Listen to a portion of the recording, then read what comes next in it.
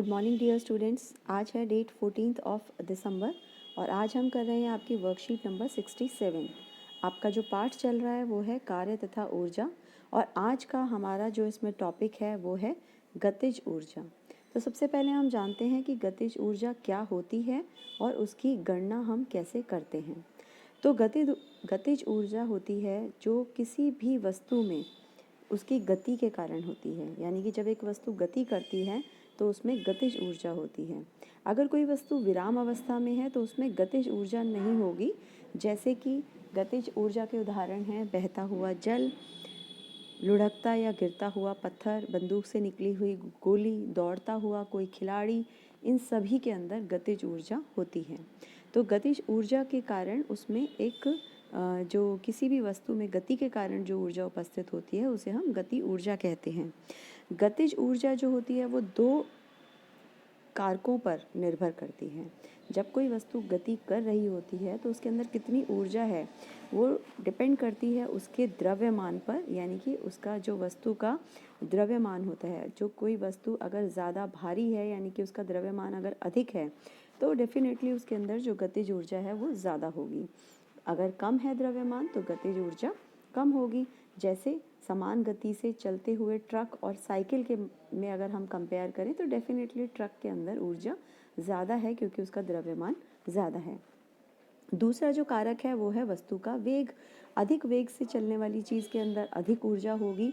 जैसे अगर दो कार हैं जो समान भार या समान द्रव्यमान की हैं, एक जैसी हैं, लेकिन एक कार अगर धीरे चल रही है बहुत और एक कार बहुत तेज़ी से चल रही है तो तेज़ी से चलती हुई कार के अंदर ज़्यादा ऊर्जा होती है। तो अभी हमें जो करना है वो हमें करना है गतिज ऊर्जा का गणितीय समीकरण, जो बहुत ही इम्पॉर्टेंट है। एग्ज़ाम्स में भी इसमें कई बार ये आ जाता है और इससे रिलेटेड काफ़ी क्वेश्चंस भी बनते हैं। तो इसको हम ध्यान से देखेंगे कि किसी भी वस्तु की गतिज ऊर्जा का हम कैसे गणना कर सकते हैं।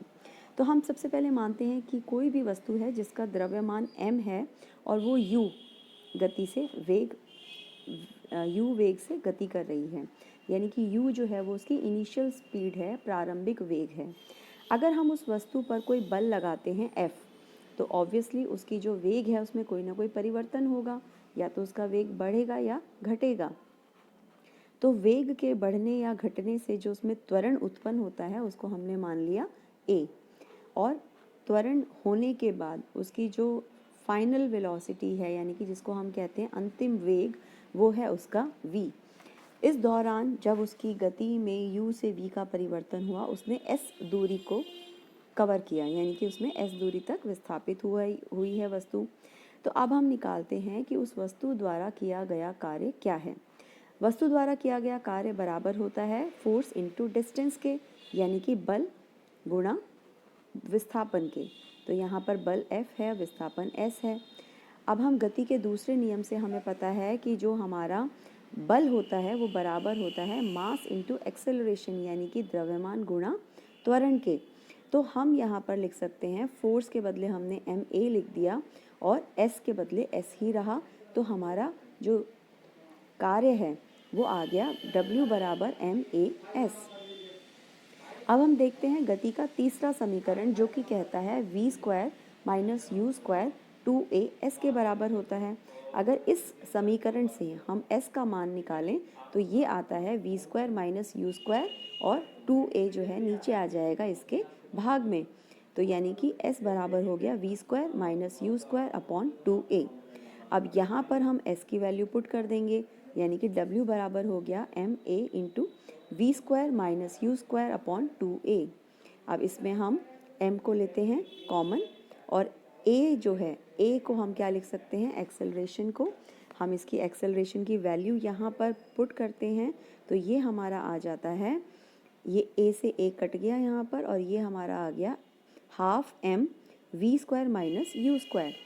और अगर हम मान लेते हैं कि वस्तु का जो आरंभ में उसका वेग है वो ज़ीरो है, यानी कि वस्तु आरंभ में विराम अवस्था में है, तो इस प्रकार हमें ये फॉर्मूला मिलता है W is equals to half m V square, क्योंकि u हमारा यहाँ पर क्या हो गया, ज़ीरो हो गया। तो फॉर्मूला हो गया हमारा W is equals to half m V square. ये है वस्तु द्वारा किया गया कार्य और ये बराबर है उसकी ऊर्जा के, क्योंकि कार्य और ऊर्जा आपस में बराबर होते हैं। किसी भी वस्तु में जितनी ऊर्जा होगी वो उतना कार्य करेगी, और जितना कार्य करेगी उतनी ऊर्जा उसकी कम होगी। तो ये हमने आज की वर्कशीट देखी है। अब इससे रिलेटेड कुछ क्वेश्चंस हम देखते हैं। ये क्वेश्चंस आप देखेंगे, गतिज ऊर्जा को परिभाषित करें और उसका सूत्र भी हमें लिखना है। एक गैराज में खड़ी कार की गतिज ऊर्जा 0 होगी। गतिज ऊर्जा किन कारकों पर निर्भर करती है? द्रव्यमान और वस्तु के वेग पर। और ये हमारा एक न्यूमेरिकल क्वेश्चन है जिसमें हमें बताया है कि 5 मीटर पर सेकंड से करती हुई वस्तु का द्रव्यमान m है, तो उसकी गतिज ऊर्जा अगर 25 जूल है और अगर उसके वेग को कर दिया जाए दुगना, तो उसकी गतिज ऊर्जा कितनी होगी? तो हमें पता है कि वेग को दुगना करने से गतिज ऊर्जा 4 गुना बढ़ जाती है। एक बल 20 किलोग्राम द्रव्यमान की वस्तु के वेग को 5 मीटर से 2 मीटर कर देता है मीटर पर सेकंड। तो बल द्वारा किया गया कार्य क्या है, हमें ज्ञात करना है। तो इसमें हमारा त्वरण हम पहले ज्ञात करेंगे, और त्वरण को जब द्रव्यमान से हम गुणा करेंगे तो हमारा बल आ जाएगा। मैं इसके सॉल्यूशंस आपको शेयर भी कर रही हूँ। आप इस वर्कशीट को ध्यान से पढ़ेंगे, वीडियो को देखेंगे और अपनी वर्कशीट को करेंगे। All the best.